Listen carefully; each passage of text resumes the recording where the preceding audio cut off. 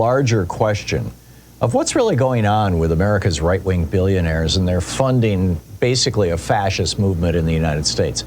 You might have caught the news that Donald Trump, I don't know what you call it, truth socialed, tweeted, people call it, whatever, a little video that shows a newspaper the first day after Trump is elected, or right after Trump is elected, that he has established the Unified Reich. Right. The Third Reich, of course, was Hitler's. So now we've got, instead of the Fourth Reich, it's the Unified Reich. I'm not sure what the unification is. Does it mean all of America, or does, is it like merging with Alternative for Deutschland, AfD, or what? But anyhow, the bottom line is here that America's right-wing billionaires are freaked out about communism. And in their paranoia, they're funding and encouraging the rise of a form of fascism that'll eventually turn on them too. Will they wake up in time? Louise and I just finished watching this extraordinary Showtime series, A Gentleman in Moscow, which takes place in the years and decades, actually. It follows this family from 1917 through the 1940s, late 1940s, following the Russian Revolution of 1917.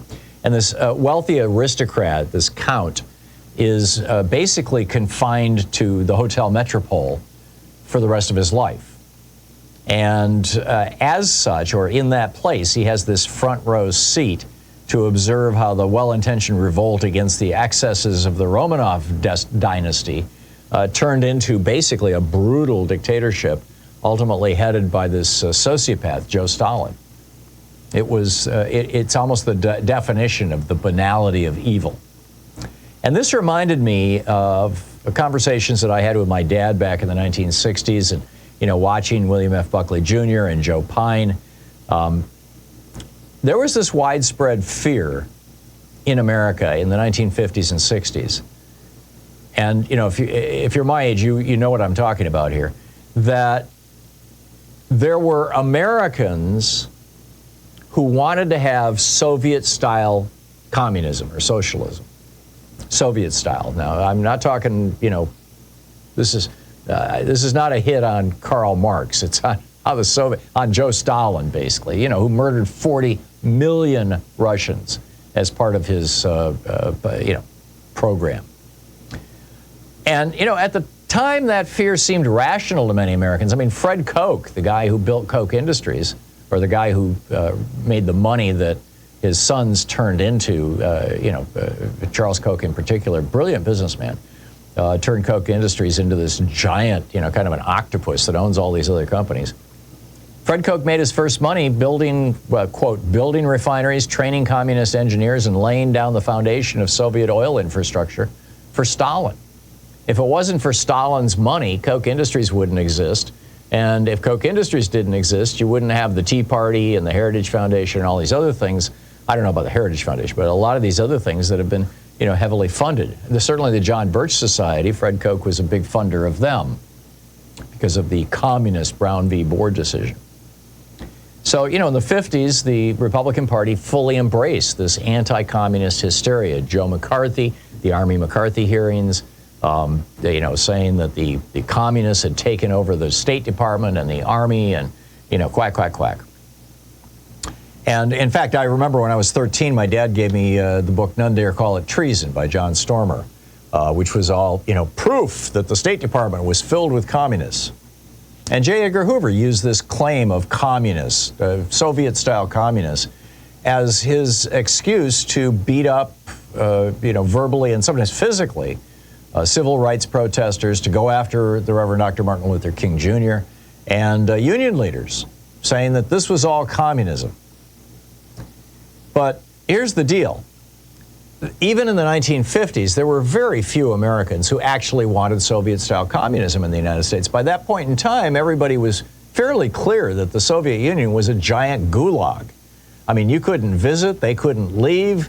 The Voice of America was broadcasting into the, we knew what was going on. Yeah, there were a few, but, to paraphrase Eisenhower, their numbers are small and they are stupid. And that's true today, too. For the last 70 years, people have understood that, you might embrace communism in the abstract. You might think that Marx was onto something. But to embrace Soviet-style communism, which really wasn't even Marxist communism, it was just a dictatorship, essentially. Nobody's going along with that. I had the president of the Communist Party of the United States on this program about 15 years ago, and I said, how's it going? How many members do you have? And he's like, I think we're up to 3,000 or whatever. I mean, the number was just like insignificant. So it's not like, communism actually represents a threat, but to the billionaires, to the right-wing billionaires, they appear to be convinced that at any moment, people like me and, Joe Biden and progressives across the country, Bernie Sanders, one day we're just going to whip off the mask and say, ta-da, we're coming out as Soviet communists. And we want to get all the rich people and take all their money and line them up against a wall and shoot them, just like, Lenin did in 1917, or Trotsky. And, it's a fantasy. It's a paranoid fantasy. But it's causing these people, these very morbidly rich people, to fund movements like Donald Trump's movement and Steve Bannon and people like that, who are actually driving America toward a civil war that could actually result in a blowback against the rich and some kind of a Leninist style of reaction. I mean, this is an old model, by the way. Adolf Hitler promised to end the threat of communism in Germany. Pastor Niemöller's famous poem doesn't begin with "First they came for the Jews." It begins with "First they came for the socialists, and I did not speak out." Because that's where Hitler started, was going against communism. And now we've got the same thing going on here. And I just think that these people are just insanely, incredibly short-sighted in thinking that, progressive policies, and not even, I mean, just normal, well, I suppose you could argue that Social Security and Medicare are progressive, but, they want to do away with it. Mike Johnson is on record calling for massive cuts to Social Security and Medicare and Medicaid.